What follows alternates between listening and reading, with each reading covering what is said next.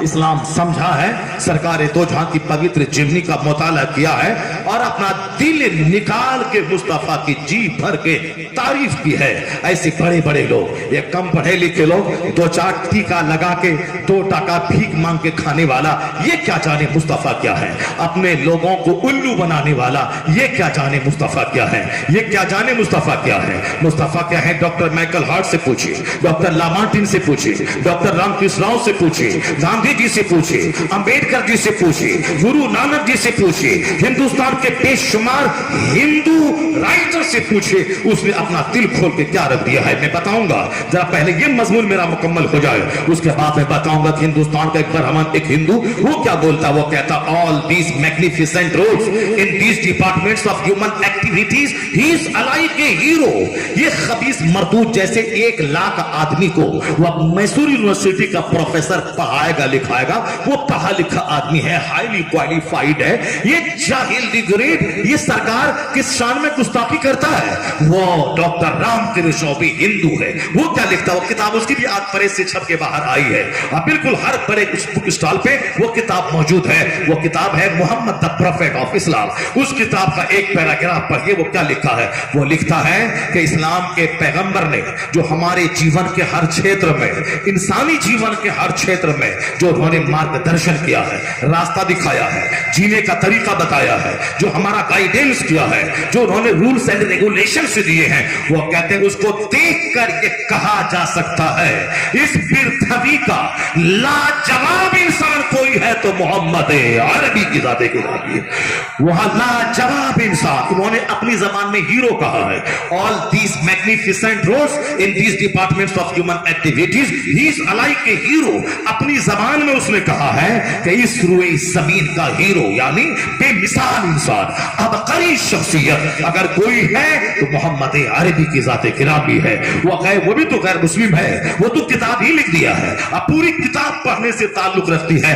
میں نے تو پوری کتاب کی پورا ورڈ ٹو ورڈ تو نہیں پڑھا ہے, البتہ کہیں کہیں سے میں نے اس کا پیراگراف پڑھا ہے اور اس کو میں پڑھ کے لوگوں کو سناتا ہوں. دیکھیے یہ ایک ہندو ہے اور یہ بھی ایک ہندو ہے جو ہندوستان کے 25 نہیں 40 لاکھ مسلمانوں کا سینہ کھائل کر کے 2 روٹی کما کے کھانا چاہتا ہے. بھلے ہی دنیا میں تجھ کو جیل نہ ہو, تم بالکل رسال کی طرح گھومتے رہو اور ہم حق بولے ہم جیل چلے جائیں اور تم سانپ کی طرح گھومو. البتہ ہمارا مذہب جو سکھاتا ہے وہ یہی سکھاتا ہے کہ یہ دنیا چھن بھر کی ہے, اس کے بعد جو آدمی آخر ہوگا وہاں پتا چل جائے گا کہ تمہارا قد کیا ہوگا, تمہاری حالت کیا ہوگی, اور پھر بہت دیر یا سویر تم بھی اس انجام کو پہنچو گے.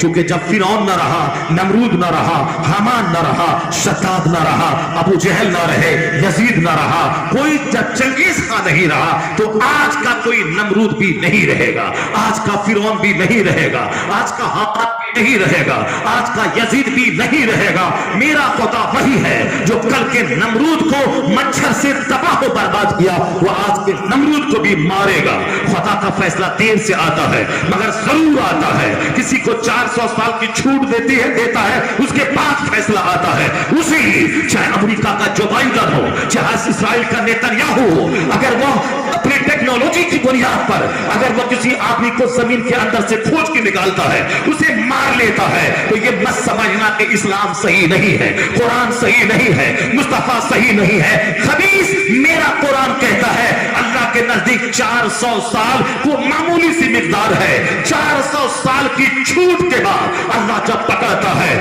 پانی میں تڑپا کے فرعون کو ڈبا کے مار ڈالتا ہے, تو میرا خدا وہی ہے جو کل کے فرعون کو بھی نہیں چھوڑا, وہ آج کے فرعون کو بھی نہیں چھوڑے گا. اسی مراد آباد کی سرزمین پر ہمارا ایک شیر پھانسی کے پندے کو چومتے ہوئے کہا تھا, اے مسلمان مت گھبرانا, نہ ان کا تخت رہے گا, نہ ان کا تاج رہے گا, نہ ان کی سلطنت رہے گی, نہ ان کی حکومت رہے گی, کوئی گل باقی رہے گا, نہ چمن رہ جائے گا, پر رسول اللہ کا دین حسن رہ جائے گا. तुम्हारे ही शहर का शेर कहा था, कोई गुल बाकी रहेगा न चमन रह जाएगा, पर रसूलुल्लाह का दीने हसन रह जाएगा। न को नहीं रहेगी दुश्मनी, पर अजान रहेगी, नमाज रहेगी, मुस्तफा का नाम रहेगा, मुस्तफा का जिक्र रहेगा। अल्लाह ने अपने महबूब का जिक्र इतना बुलंद किया है कि आज 24 घंटे में एक लम्हा ऐसा नहीं है जिस लम्हे में मुस्तफा का जिक्र ना होता हो। उसको समझने के लिए आपको अच्छी तरह साइकोलॉजी आती है, आपको अच्छी तरह से टेक्नोलॉजी आती है कि दुनिया के पूर्वी हिस्से में फजर का टाइम शुरू होता है 3 बजे, हिंदुस्तान पहुंचने में लगते हैं 3 घंटे। हिंदुस्तान में टाइम फजर का शुरू होता है, यहां से सऊदी अरब जाने में लगते हैं 2.5 घंटे। 2.5 घंटे वे और 3 घंटे के यानी 5.5 घंटे के बाद मक्का मदीना में फजर का टाइम पहुंचता है। कहां? दुनिया के पूर्वी हिस्से में 3 बजे फजर का टाइम शुरू हुआ, वहां अजान हुई। अजान में कहा गया अशहदु अन्ना मुहम्मदर रसूलुल्लाह, मैं गवाही देता हूं कि मोहम्मद अल्लाह के रसूल है। वहां अजान होती रही, आगे टाइम बढ़ता रहा, यहां तक कि पूरे इंडोनेशिया के तमाम जजीरों में, तमाम आइलैंड में 1.5 घंटे तक अजान होती रही। उसके बाद वो आज फजर का टाइम हिंदुस्तान में प्रवेश किया। हिंदुस्तान के पूर्वी हिस्से बांग्लादेश का ढाका और हिंदुस्तान के पूर्वी हिस्से कलकत्ता में वहां का मौसम पुकारता अल्लाह अकबर। कलकत्ता में टाइम शुरू हुआ, और 70 मिनट के बाद बंबई में टाइम होगा फजर का। अब ये 70 मिनट तक कलकत्ता से लेकर बंबई के बीच में अजान होती रही, अजान होती रही। यहाँ 5:10, वहां 5:12, वहां 5:13। इसी तरह से हर 1 मिनट के बाद अजान पूरे हिंदुस्तान में पहुंचती रही। अब हिंदुस्तान में टाइम खत्म हुआ, अब ईरान का और पाकिस्तान का मौजिन अजान देना शुरू किया। वहां का टाइम खत्म हुआ, ईरान का मौजिन बोला। ईरान का टाइम खत्म हुआ, सऊदी अरब का मौजिन फजर पुकारने लगा। फिर उसके बाद सऊदी अरब का मौजिन खामोश रहा, अफ्रीका का मौजिन पुकारा।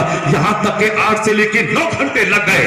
अजान फजर की आगे आगे जा रही है। फिर सुहर का टाइम इंडोनेशिया में शुरू हो गया, आगे आगे फजर का टाइम जा रहा है और अजान जा रही है। पीछे पीछे सुहर की अजान आ रही है। हर 3 घंटे के बाद फिर असर की अजान आ रही है। फिर 2 घंटे के बाद मगरिब की अजान जा रही है। फिर 2 घंटे के बाद इशा की अजान जा रही है। आगे आगे फजर की अजान चली। अशहदु अल्ला इलाहा इल्लल्लाह, अशहदु अन्ना मुहम्मदर रसूलुल्लाह, I give witness there is no God but Allah, Mohammad is the messenger of अल्लाह। मुस्तफा की रसालत का नगमा सारी दुनिया में गूंजता रहा। उधर इशा की अजान हुई खत्म, इधर फिर पूरा में फजर की अजान शुरू हो जाती है। इस तरह 24 घंटे अल्लाह ने वो सिस्टम बनाया है कि एक लम्हा न अल्लाह का सताए तकबीर से दुनिया खाली होगी, ना सताए रसालत से दुनिया खाली रहेगी। अल्लाह की तकबीर का नारा भी गूंजता रहेगा, मुस्तफा की रसालत का नगमा भी दुनिया में गूंजता रहेगा।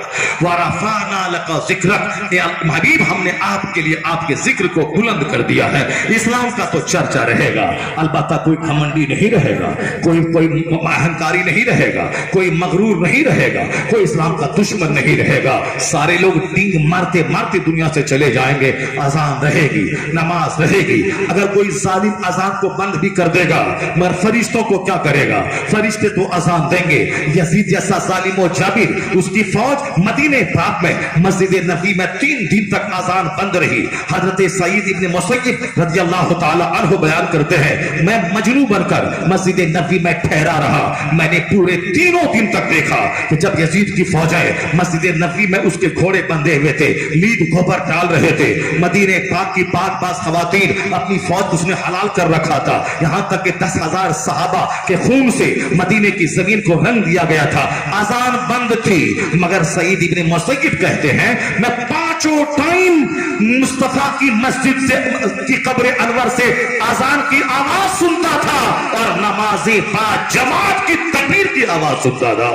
सरकारे दो जहां की कब्र अनवर से अजान की आवाज आती थी और नमाज पढ़ाने की आवाज आती थी।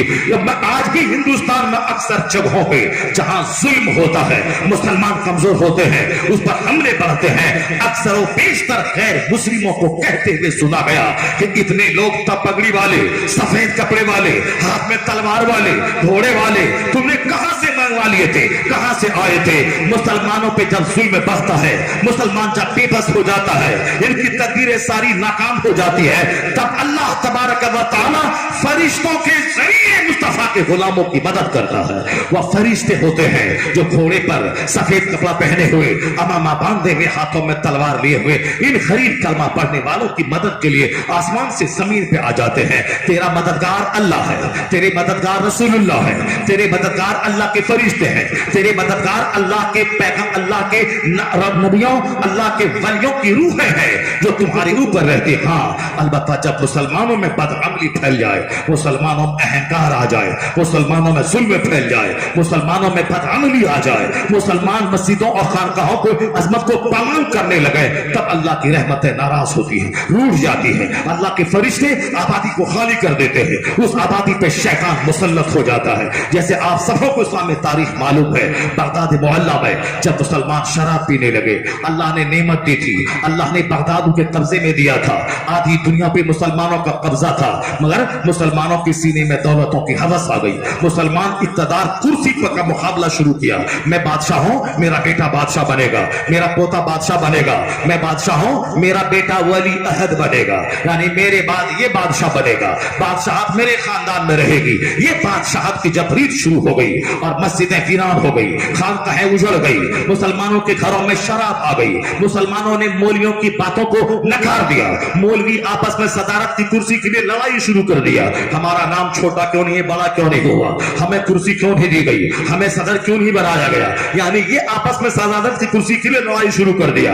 हम गोरे, हम सदर के पास बैठेंगे, हम बादशाह के पास बैठेंगे, यानी इक़्तिदार मनसब में लड़ने लगे। उम्मत कहां जा रही है, उम्मत की फिक्र खत्म हो गई और उम्मत के जो लोग हैं वो उलमा को लाता हुआ देखकर ये बेनियाज हो गए। अब शराब आम हो गई, ज़िनाकारी आम हो गई, दौलत बढ़ाने के लिए जुआ आम हो गया, औरत भी लतपत हो गई गुनाहों में, मर्द भी लतपत हो गए। जब औरतों में हया शर्म का माता बाकी रहता है, वो हराम से बचती है, शौहर को बचाती है, लेकिन जब खुद औरत सूद खाने लगे, सूद में लीन हो जाए और मर्दों को सूद का शौक दिलाने लगे, जबकि वह जानती है कि हदीस पाक का मफहूम है सूद खाने के 70 गुना होते हैं, उसका अदना रैंक यह है कि एक मर्द अपनी मां से जिना करे। अय्यन कहा रजुलो उम्मा, हदीस का लफ्ज आया है, यानी सूद खाने के गुनाह के 70 दर्जे हैं, छोटा, लोवेस्ट, लोअर, उसके ऊपर, अपर मोस्ट, इतना 70 गुना उसके, इसकी ये सजा, उसकी वो सजा, उसकी वो सजा, 70 गुना सजा दर्जा, 70 दर्जे है उसके गुण, उसकी सजाओं के, उसमें अदना सजा, सबसे लोवेस्ट पनिशमेंट जो है वो है अय्यन कहर रजुलो उम्मा। सबसे लोवेस्ट पनिशमेंट ये है कि एक मर्द अपनी मां से जिना करे, ये उसका खतरनाक जुर्म है। जो सूद के गुनाह का अदना दर्जा ये है कि मर्द अपनी मां से जिना करे। सिर्फ मकान बनाने, वाल पुट्टी करने, फर्नीचर बनाने, साहब सामने वाला प्लॉट खरीदने और शानदार माल घर में जमा करने और दुकान देने के शौक में, चाहे जैसी भी हो पैसा चाहिए, चाहे सूद खा के हो, चाहे अपनी बेटी और अपनी बीवी का कोठे पे भेज के हो। जब आदमी बेहया बेशर्म हो जाता है तब अपनी बीवी को रात में कोठे पे भेजता है, वहां से पैसा कमा के लाती है और ये फड़वा बन के खाता है। इस्लाम के पैगंबर ने क्या कहा, मरी हुई बकरी से ज्यादा जलील है ये दुनिया अल्लाह के नजदीक। वह दूसरे लोग जो चाहे सो खाए, पखाना खाए, गुड़ खाए, शराब पिए, पेशाब पिए, पखाना खाए, जो खाए वो खाए, मगर मुसलमान नहीं खाएगा। मुसलमान जानता है कि मेरा खुदा पाक है, मेरे रसूल पाक है, मेरा कुरान पाक है, मेरी जबान पाक रहे, इस जबान में सूद न जाए, इस जबान में शराब न जाए, इस जबान में माले हराम न जाए। माले हराम से कोई 50 उम्रा कर ले, 100 हज कर ले, एक हज कबूल नहीं होगा। हदीस में आया है कि उसका हज उसके चेहरे पे मार दिया जाएगा और कोई दुआ कबूल नहीं होगी। हदीस में आया है दुआ की कबूलियत के लिए हलाल शब्द है, और हराम खा के कोई काबा में दुआ करे उसकी दुआ रद्द हो जाएगी, और हलाल खाकर कोई मोहल्ले की मस्जिद में दुआ करे, नहीं हज फर्ज था, हज को नहीं गया, हलाल खाकर मोहल्ले की मस्जिद में जो दुआ करेगा वो दुआ अल्लाह कबूल फरमा लेगा। हराम से काबा में دعا کرے وہ دعا عادت ہو جائے گی. حلال کھا کے محلے کی مسجد میں دعا کرے وہ دعا قبول ہوگی. سارا ڈر ختم ہو گیا, سارا ڈر ختم ہو گیا, سارا خوف مٹ گیا, صرف مال چاہیے. جیسے کافروں کو آخرت کا کوئی ڈر نہیں ہے, وہی حال مجموعی طور پر مسلمانوں کا آج ہے. یہی حال آج سے 700 سال پہلے بغداد معلیٰ کا تھا. بغداد معلیٰ میں اسی طرح کا حال مسلمانوں کا سب کا ہو چکا تھا. ایک مجذوب بزرگ تھے, وہ کہتے تھے گلی میں گھومتے ہوئے, اے لوگو میں دیکھتا ہوں کہ تیری گلیاں لاشوں سے بھری ہوئی ہیں, میں دیکھتا ہوں کہ بغداد کی گلیاں خون سے پیٹی ہوئی ہے, تیری نگاہوں کے سامنے تیرے بچوں کو ذبح کیا جائے گا, کوئی بچانے والا نہ ہوگا. پہل شروع میں لوگ کہتے تھے مجنون ہے اور پاگل ہے, یا اس طرح کی باتیں بول رہا ہے. لوگ کہتے تھے پاگل ہے, پاگل سمجھ کے چھوڑ دیا تھا. لیکن اس کے بعد پھر جب انہوں نے بولنا بند نہیں کیا, وہ بولتے رہے, وہ بولتے رہے, وہ بولتے رہے. پھر کیا ہوا, لوگوں نے یہ کہا کہ اس گالی کو, اس کو سمجھ سے باہر نکالو. یہاں تک کہ کیا ہوا بھائی,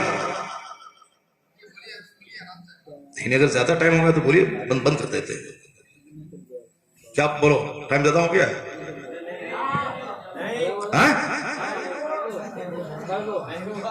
چلو بس آخری نقطہ میں بیان کر رہا ہوں, اور اب بات اتنی ہماری پھیل چکی ہے کہ صاحب وہ 3-4 بج جائیں گے.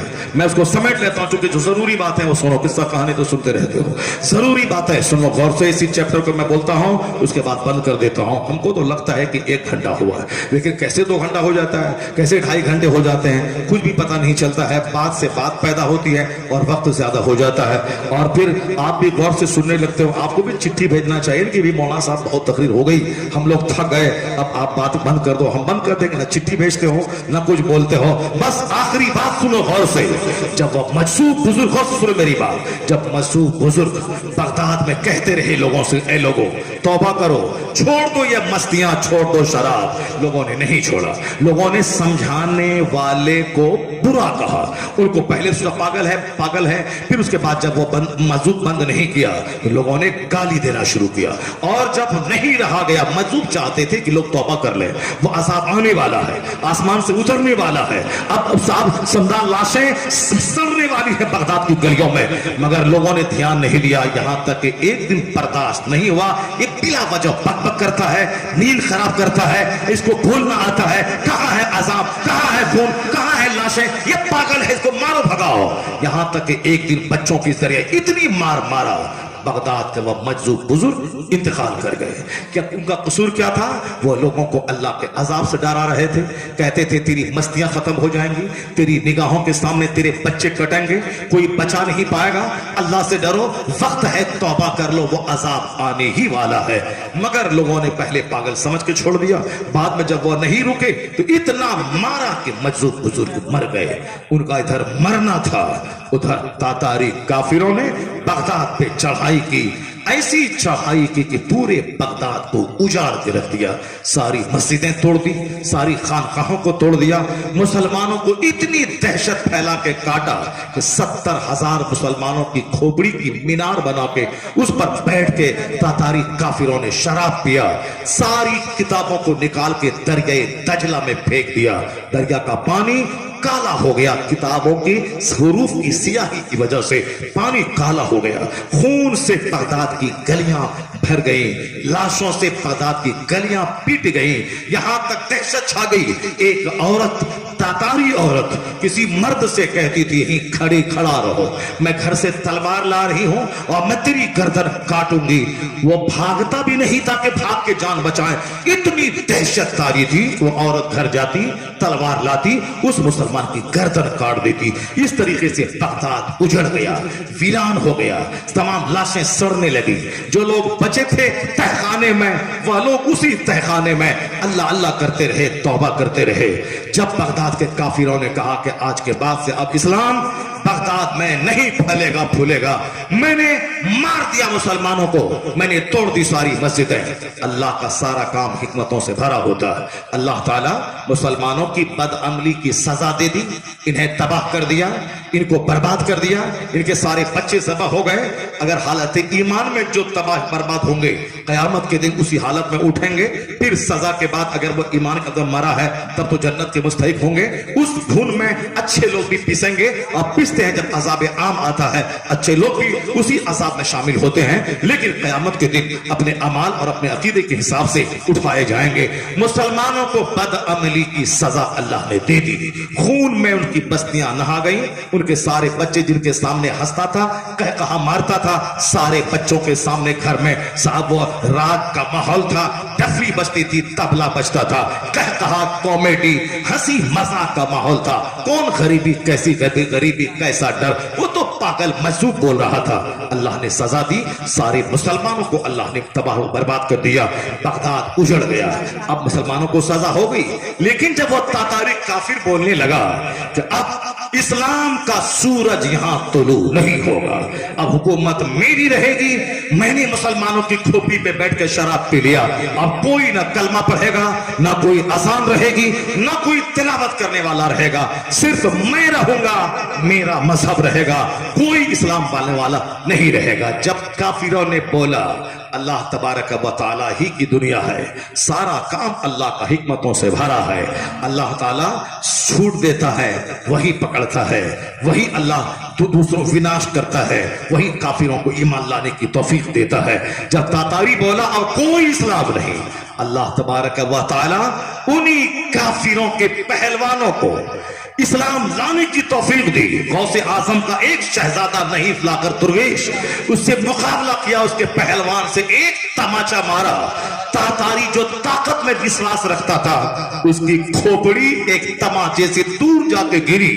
اس طاقت کو دیکھ کر، روحانی طاقت کو دیکھ کر تاتاری پہلوان کلمہ پڑھ کے اس کے قدموں پہ گر کے مسلمان ہوا، اس کی ساری فوج کلمہ پڑھ کے مسلمان ہو گئی۔ پھر دھیرے دھیرے اسلام کا وہ کام ہوا کہ پہلے سے زیادہ بغداد بارورق شہر بن گیا، تاکہ دنیا جان لے مسلمان جب بدعمل ہوتا ہے اس کو کافروں کے ذریعے سزا دی جاتی ہے، اور جب کافر کہتا ہے کہ اب اسلام نہیں آئے گا، انہی کافروں کو کلمہ پڑھوا کے مصطفیٰ کا غلام بنا دیا جاتا ہے۔ اس لیے ایک قوم مسلم، تمہیں دنیا کی فکر کرنے کی ضرورت نہیں ہے، نماز روزہ حج زکات، اپنی مسجد اپنی خانقاہ اپنے علماء اس کی بات کرو، اپنے بال بچوں کی تربیت کرو، اپنی آخرت کی فکر کرو، باقی یہ بات چھوڑ دو کہ کون کیا بول رہا ہے، کیا اسلام کا ہوگا۔ 4 لوگوں نے کلمہ پڑھا تھا، لوگوں نے بولا اسلام مٹا دیں گے، 4000 لوگوں نے کلمہ پڑھ لیا۔ پھر لوگوں نے کہا اسلام مٹا دیں گے، 4 لاکھ لوگوں نے کلمہ پڑھ لیا۔ پھر بولا اسلام مٹا دیں گے، 4 کروڑ لوگوں نے کلمہ پڑھ لیا۔ پھر بولا اسلام مٹا دیں گے، اور آج 200 کروڑ لوگ ہیں جس کے نام کے ساتھ لفظ محمد جڑا ہوا ہے، محمد احمد، محمد سمر، محمد قمر، یعنی یہ 200 کروڑ محمدی فوج آج دنیا میں موجود ہے۔ یہ اس بات کی دلیل ہے کہ ہے نور خدا، کفر کی حرکت پہ خندہ زن، پھوکوں سے چراغ بجھایا نہ جائے گا، دشمنی بڑھتی جائے گی، مصطفیٰ کے غلاموں کی تعداد میں اضافہ ہوتا چلا جائے گا، مصطفیٰ کے غلاموں کی تعداد میں اضافہ ہوتا چلا جائے گا۔ اللہ تبارک و تعالی ہم کو اور آپ کو سبوں کو اپنے نبی سے سچی محبت کی توفیق عطا فرمائے۔